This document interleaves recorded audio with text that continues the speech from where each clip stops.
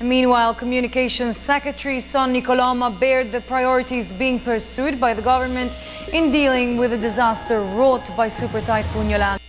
For the details, here's Elena Luna. The Aquino administration is stepping up efforts to rebuild the lives of the victims of Typhoon Yolanda.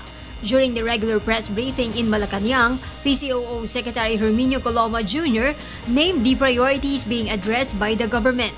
First is the immediate delivery of food, water, medicines, and medical assistance. Second is the provision of temporary shelters for displaced residents. Third, the restoration of power communication services. Fourth, the restoration of land, sea, and air transportation. And finally, the restoration to normalcy of government services in hardest-hit calamity areas.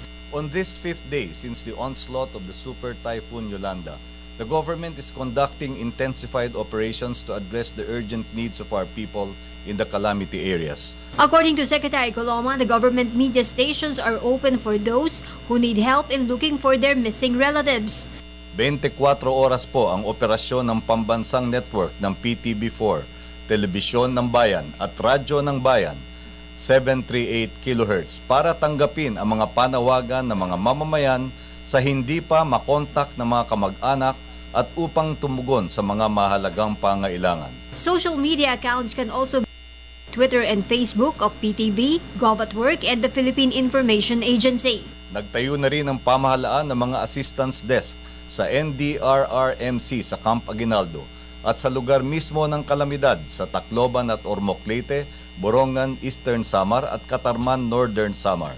Ito ay pinapangasiwaan ng NDRRMC sa pagkikipagtulungan ng PIA at Philippine National Red Cross.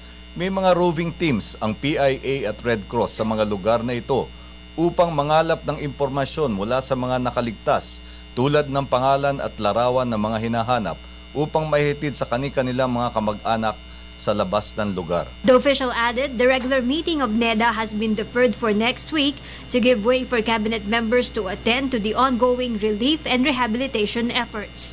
For the People's Television, Elena Luna.